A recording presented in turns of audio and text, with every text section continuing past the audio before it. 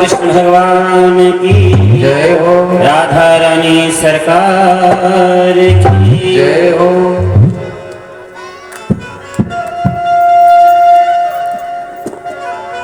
मन वाणी को शुद्ध और पवित्र करने के लिए एक सुंदर सा भजन भगवान की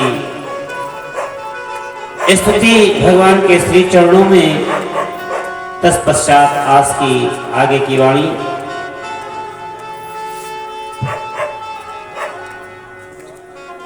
नटवर नागर नंदा, नटवर नागर नंदा, भजो रे मन गोविंदा। नटवर नागर नंदा, भजो रे मन गोविंदा। नटवर नागर नंदा, भजो रे मन गोविंदा।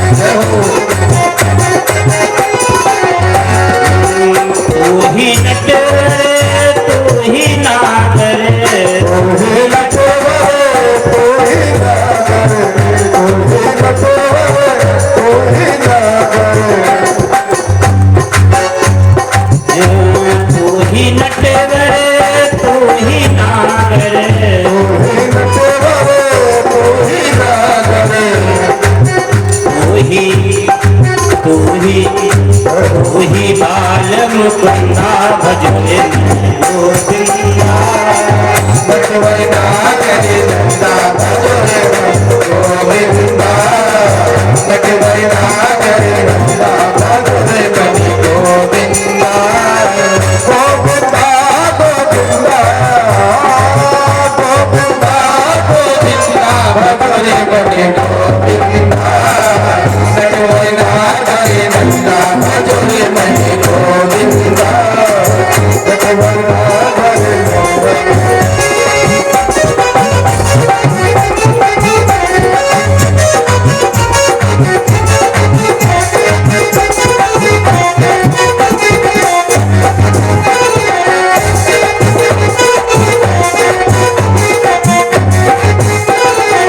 सब देवन में कृष्ण बड़े हैं, सब देवन में कृष्ण बड़े हैं।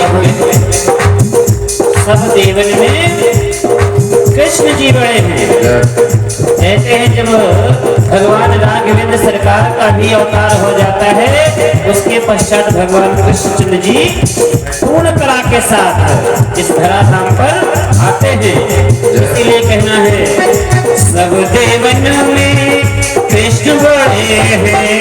सब देवन में कृष्ण बड़े हैं। सब देवन में कृष्ण जी बड़े हैं। जो तारन में चंदा भजो रे मन गोविंदा। नटवर नागर नंदा, भजो रे मन गोविंदा। नटवर नागर नंदा, गोविंदा गोविंदा गोविंदा गोविंदा, भजो रे मन गोविंदा। नटवर नागर नंदा, भजो रे मन गोविंदा। नटवर नागर नंदा, भजो रे मन गोविंदा। सब सखियन में राधा जी बड़ी है, सब सखियन में राधा जी बड़ी है। सब सखियन में राधा जी बड़ी है। और जैसे नदियों में गंगा गंगा, सब सखियन में राधा जी बड़ी है। सब सखियों में राधा जी बड़ी है, सब सखियों में राधा जी बड़ी है।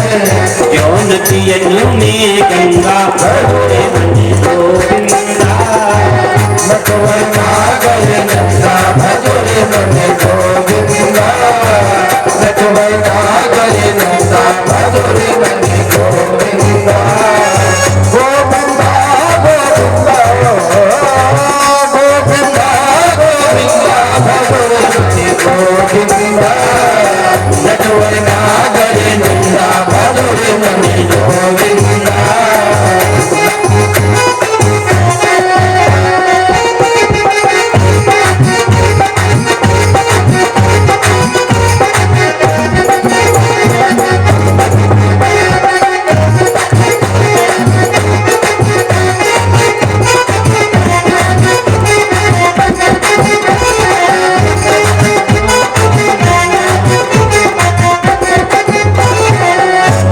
बोलो बालकृष्ण भगवान की, राधा रानी सरकार की। आज सप्तम दिवस की रात्रि वेला की कथा में उपस्थित समस्त श्रद्धालु भक्तों, देवी स्वरूप माताएं बहनें और पुरुष स्वरूपवत समस्त भाई बंधु, आज की कथा में भगवान श्री कृष्ण के ब्याह के चार चरित्र, उसके पूर्व उद्धव आगमन, नंद बाबा, यशोदा मैया, समस्त गोपियों को ब्रह्म दीक्षा, ज्ञान दीक्षा और भगवान के शिक्षा दीक्षा की चार लीलाओं का श्रवण करने के लिए सभी लोग उपस्थित हुए हैं। तो एक बार बोलिए हाथ उठा करके, बोलो राधा रानी सरकार की जय हो, बाल कृष्ण भगवान की जय हो, वीर बलवंत हनुमंत लाल की जय हो, सदगुरुदेव भगवान की जय हो, आज के आनंद की जय हो। कथा प्रातः काल वेला में जहाँ से विराम, वहीं से शुभारंभ। अस्ति और प्राप्ति नाम की कंस के दो पत्नियां थी और कंस के वध पर दोनों विलाप कर रही थी। भगवान श्री कृष्ण आज उन दोनों को सांत्वना बंधाते हुए, धैर्य धारण कराते हुए कहा, मामी ये बाल वध का पाप है और मैं आकाशवाणी के द्वारा जो आप सभी को ध्वनि सुनाई गई थी उसी का द्योतक हूं। मैं वही आठवां लाल हूं और मेरे जो भाइयों का वध हुआ उसके साथ साथ अन्य क्षेत्र के समस्त बाल गोपालों का वध हुआ, ये उसी का पाप है। और अब आप धैर्य धारण करें, रोने से, विलाप करने से गया हुआ वापस तो नहीं आ सकता और जो चला गया उसके बारे में सोचना ही व्यर्थ है। गतो न सोचम कतो न मन्या। आज कंस को लेकर जाकर के दाह संस्कार कराया गया और दाह संस्कार के पश्चात भगवान श्री कृष्ण का अभिषेक हुआ और बाल गोपाल भगवान श्री कृष्ण चंद्र जी महाराज को हाथी पर बिठा करके पूरी मथुरा नगरी में भ्रमण कराया गया। तो कृष्ण महाराज को कारागार से निकलवाया गया और राज्याभिषेक की तैयारी हुई। भगवान श्री कृष्ण जब अपनी जन्मभूमि यानी कि जेल के द्वार पर पहुंचे, जहां पर उनके माता पिता देवकी वसुदेव के हाथ में हथकड़ियां, पैरों में बेड़ियां पड़ी हुई थी। उन बेड़ियों को देख करके दंडवत प्रणाम उस जेल को, जन्म स्थान को किया। सेवकों को आदेश दिया कि इन्हें हथकड़ी और बेड़ियों से मुक्त किया जाए। ये हमारे माता पिता हैं। सेवकों के द्वारा किए गए कार्यक्रम में विलंब हो रहा था, बेड़ियां कट नहीं रही थी। भगवान श्री कृष्ण और बलभद्र भगवान आज अपने मुख से, दांतों से पकड़ करके माता पिता के उन लोहे की जंजीरों को तोड़ा है और उन्हें बंधन से मुक्त किया है। जो भगवान के प्रति श्रद्धा विश्वास रखता है, भगवान उसे बंधन से अवश्य मुक्त करते हैं, बंधन में नहीं रहते। मातु पिता के निकट अब पहुँचे श्री घनश्याम। पिता के निकट अब पहुँचे सबसे पहले बेल को कर किया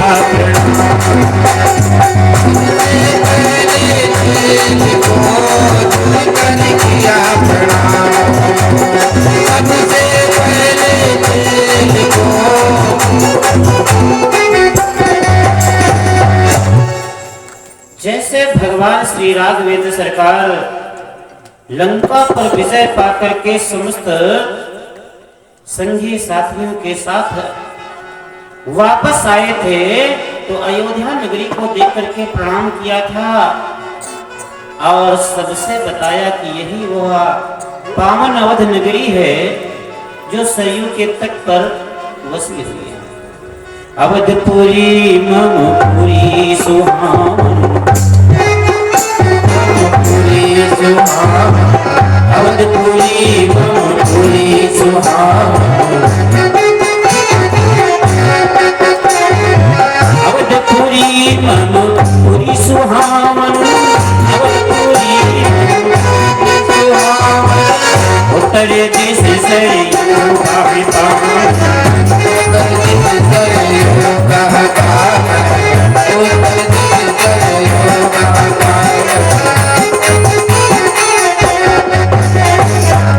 आज वैसे भगवान श्री कृष्ण ने उस जन्मस्थली को प्रणाम किया है कि बोले जय जन्म भूमि अम्बे, बोले जय जन्म भूमि अम्बे, शुभ सुखद निवासनी अम्बे,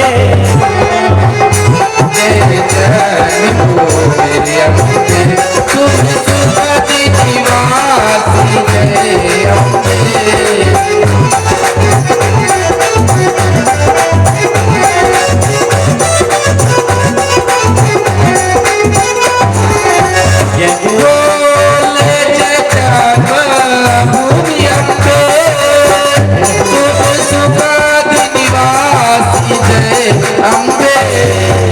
जग की अभिलाषा जय अम्बे, जग की अभिलाषा जय अम्बे, भुवन की आशा जय अम्बे।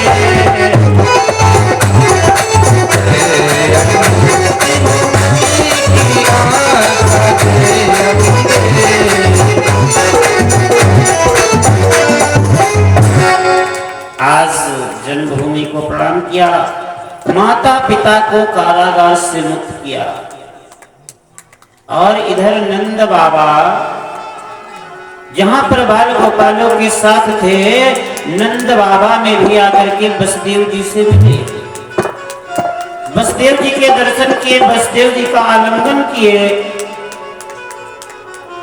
और यहाँ वसुदेव जी का अभिषेक हो रहा है।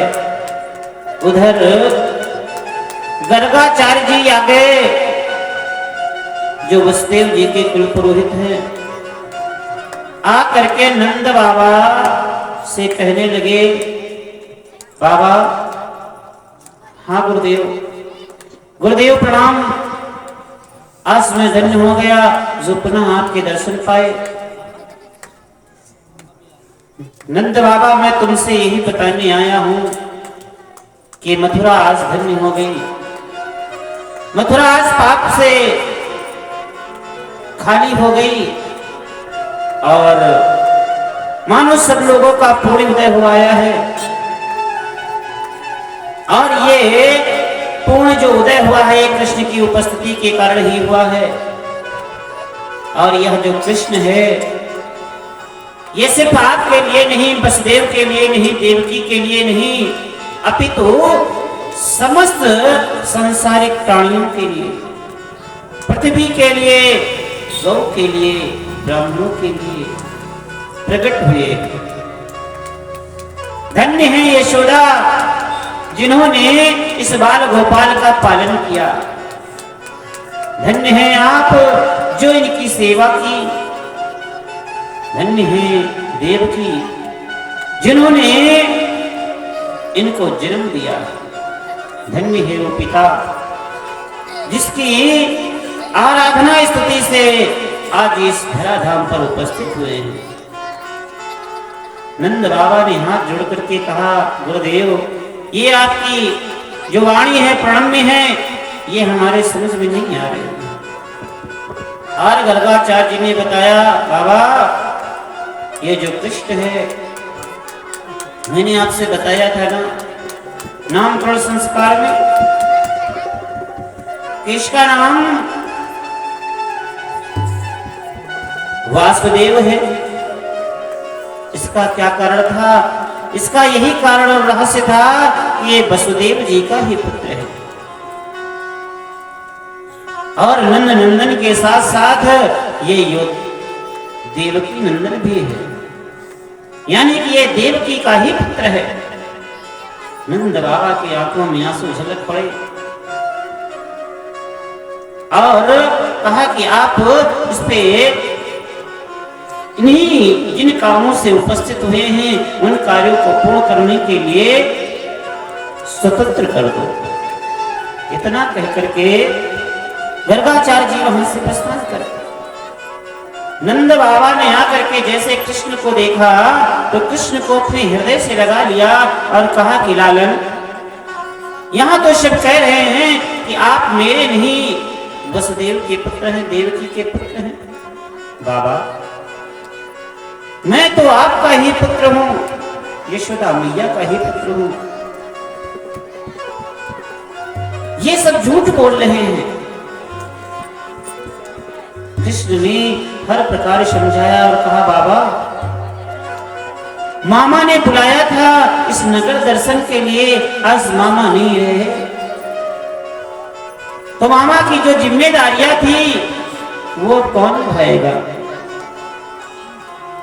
और जा करके मैया से कहना कि ये तेरा कान्हा तेरे माखन और मिश्री का हमेशा भूखा है और माखन मिश्री खाने के लिए अवश्य आएगा।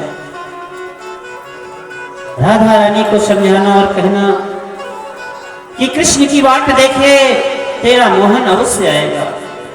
उन ब्रजबालाओं को जाकर के समझा देना कि मोहन स्नेह और प्रेम का पुजारी है और यदि तुम लोग प्रेम नहीं करोगे तो प्रेम के बगैर अधूरा रह जाएगा, सूख जाएगा। बाल गोपालों से कहना कि सखात भाव निभावे, हम अवश्य आएंगे। नंद बाबा की आंखों में आंसू और झलकने लगे। तब भगवान श्री कृष्ण ने कहा, बाबा, जब हम हाथी पे बैठ करके नगर में घूम रहे थे तब हमें हनुमान जी के दर्शन हुए थे और हनुमान जी मानो कह रहे हैं कि कान्हा, अपने बाबा से कह देना कि वो मेरा लड्डू मत भूले।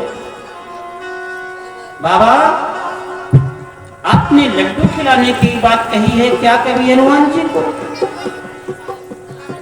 नंद बाबा को सारी बातें याद आ गई।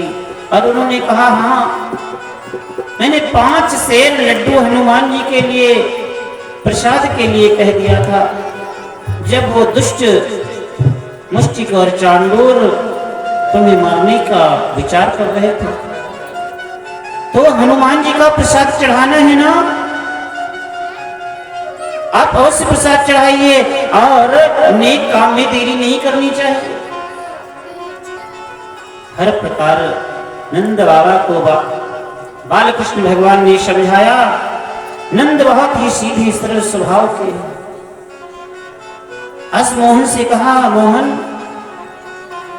मैं तो जा रहा हूं हनुमान जी को लड्डू चढ़ाऊंगा, लेकिन तुम्हारे लिए माखन मिश्री द्वार पर रखा रहेगा और तुम्हारा इंतजार करता रहेगा। आज नंद बाबा ने माखन और मिश्री जो यशोदा मैया ने कृष्ण को दिया था, आज तीसरा दिन पूर्ण हो चुका है। उस 3 दिन के बासी माखन को कहा, अच्छा ये बताओ तुम्हारे पास जो माखन और मिश्री था, क्या चुपके से अकेले खा लिए क्या? उन्होंने कहा, नहीं बाबा, मैंने कभी भी अकेला नहीं कुछ खाया है, अपने बाल सखाओं के साथ ही खाया है। नंद बाबा मानो आज अंतिम बार कृष्ण को माखन मिश्री यशोदा मैया का दिया हुआ खिला रहे हैं और आंखों से झरझर अश्रु बिंदु छलक रहे हैं। नंद बाबा आस ग्वाल बालों के साथ चलने लगे तो कृष्ण ने कहा, बाबा मुझसे बहुत बड़ा अपराध हो गया है और मैं चाहता हूं कि उस अपराध का कष्ट आपको ना झेलना पड़े। क्या अपराध? यही बाबा कि हमारे द्वारा हमारे इन हाथों से कंस मामा का वध हो गया और आप तो जानते हैं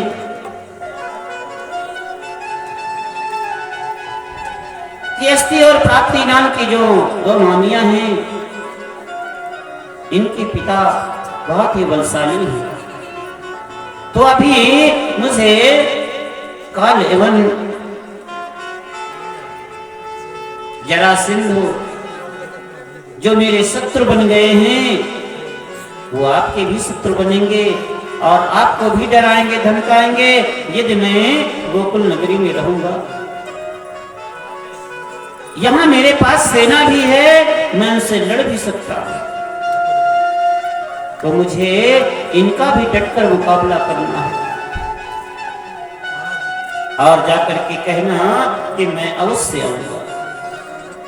नंद बाबा आज मोहन को देखते देखते देखते देखते गोकुल की ओर चल पड़े।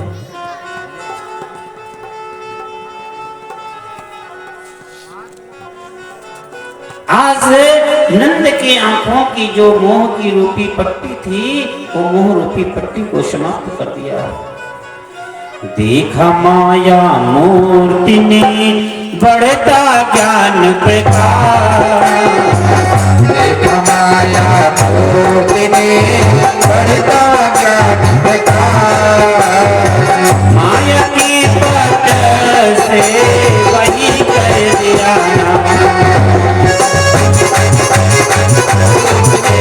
वही कर दिया माया माया मूर्ति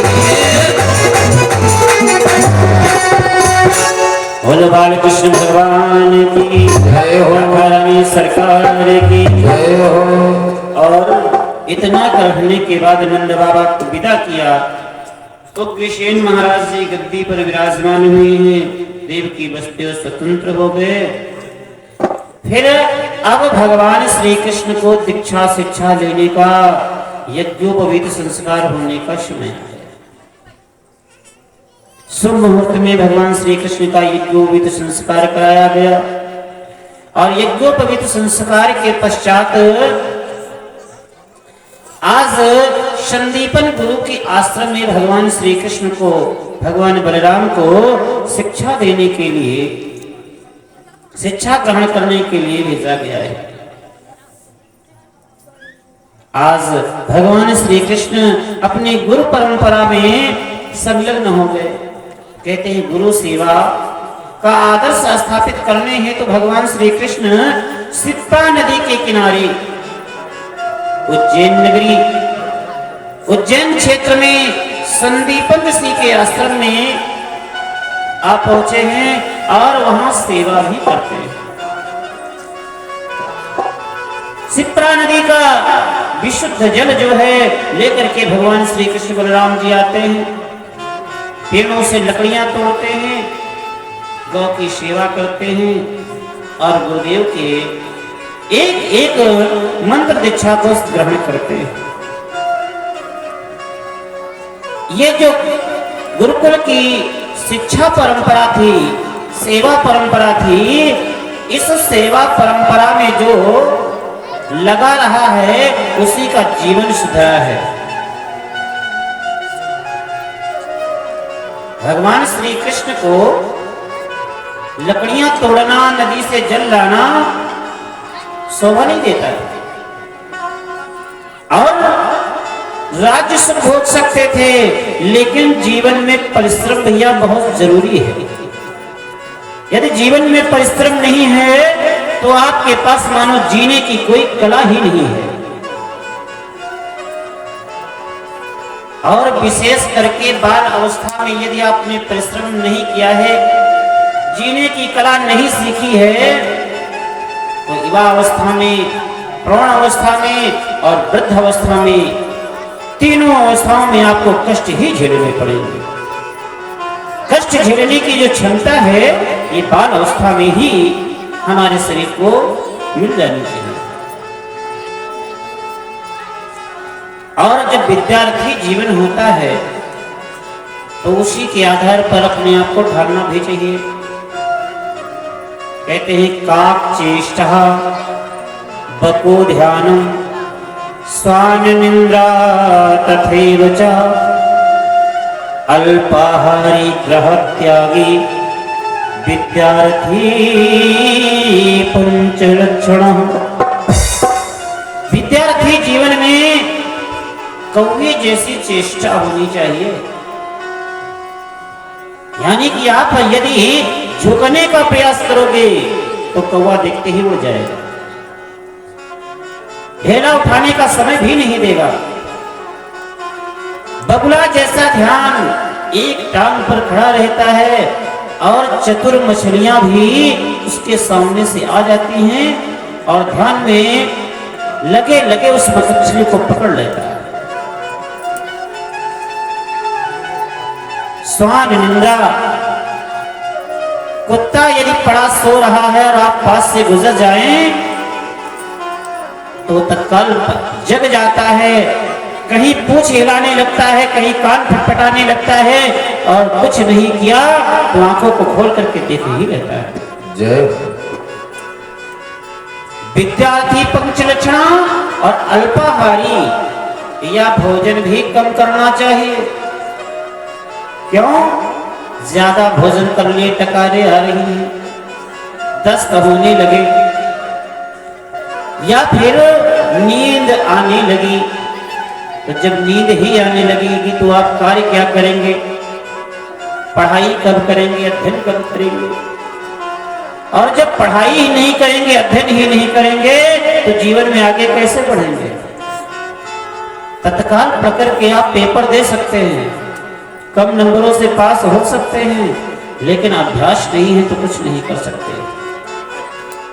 अनभ्यासेन विषम विद्या जीर्णम भोजनम विषम निर्धन सभा दरिद्रस्य वृद्धस्य तरुणी विषम।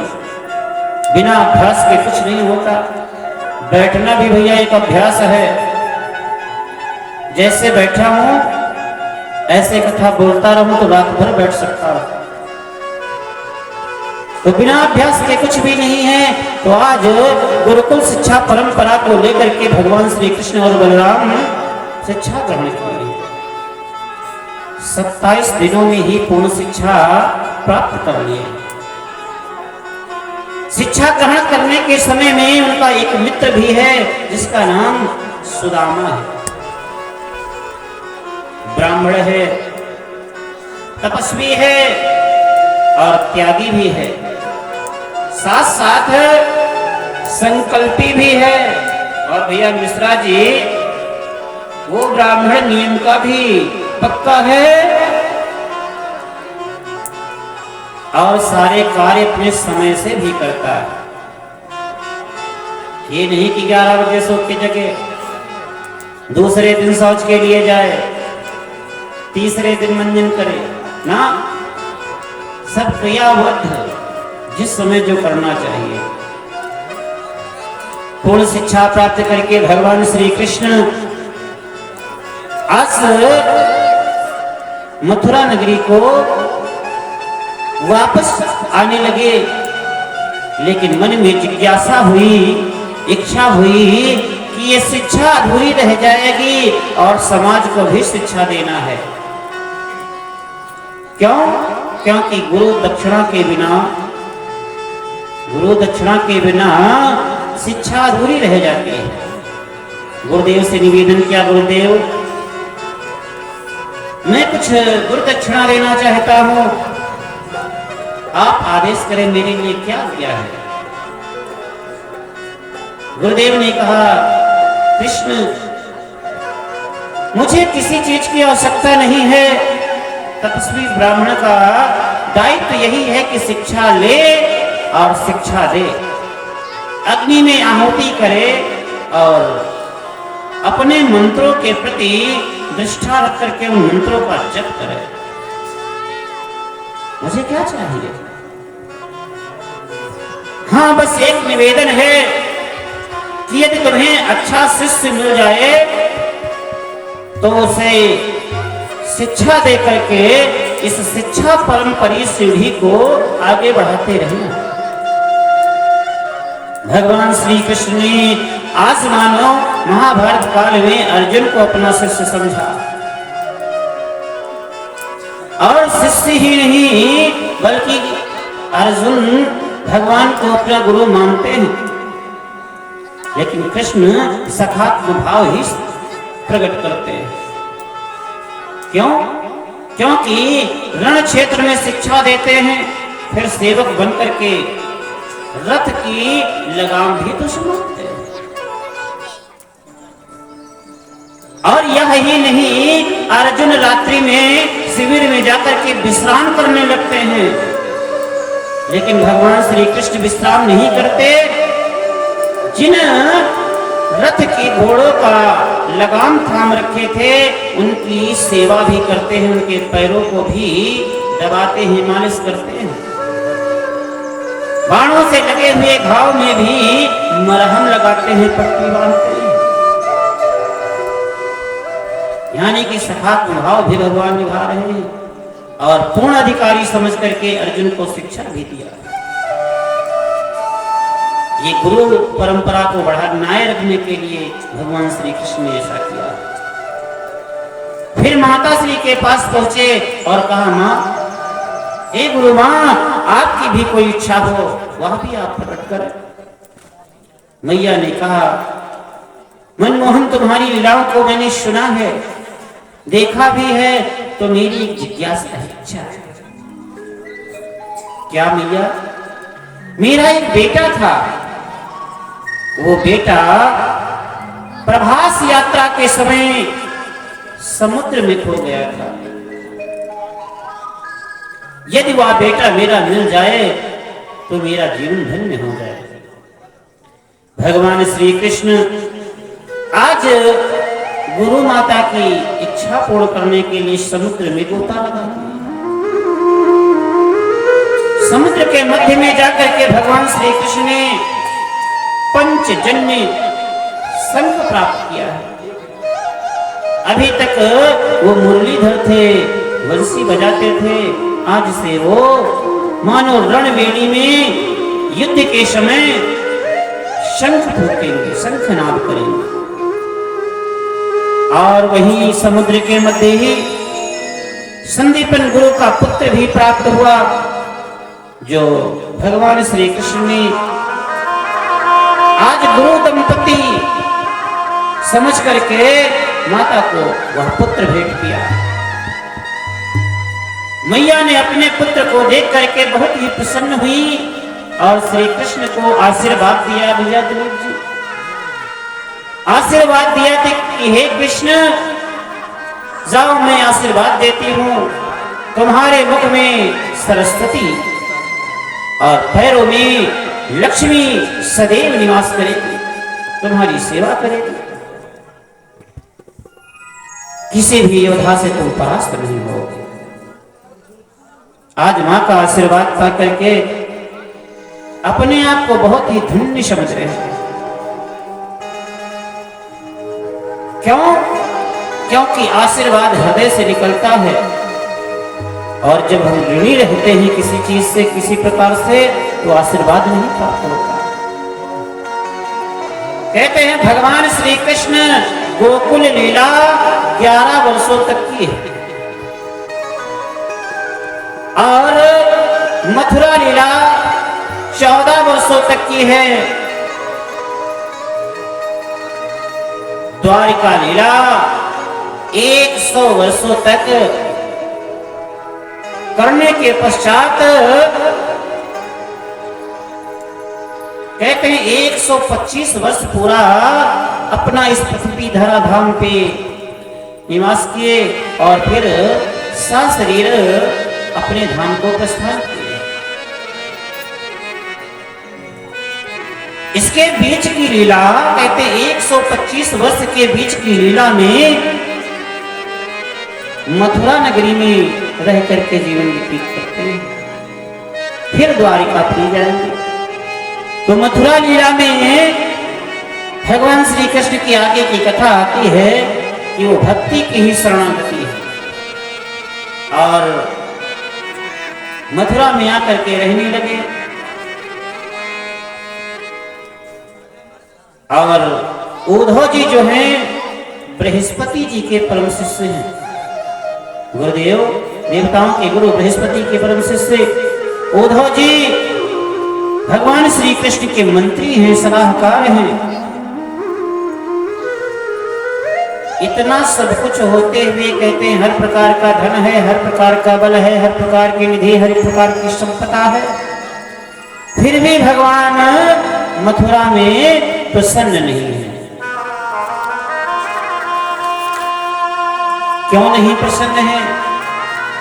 इसका कारण यही है कि अपना बचपन का जो संगी साथी होता है और वो कहीं ना कहीं यदि उस संगी साथी का चिंतन करता है, मनन करता है, उसका स्मरण करता है, ध्यान करता है, तो वो सुख चैन से रह नहीं पाता है।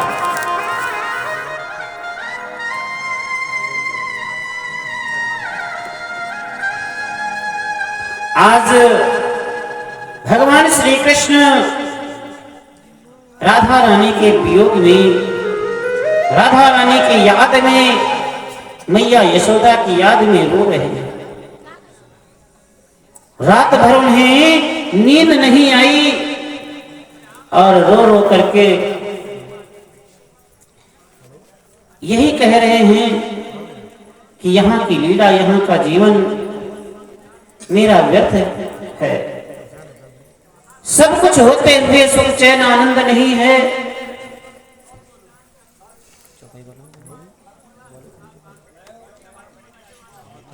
यहाँ मेरा जीवन ही व्यर्थ है। आज रात भर भगवान श्री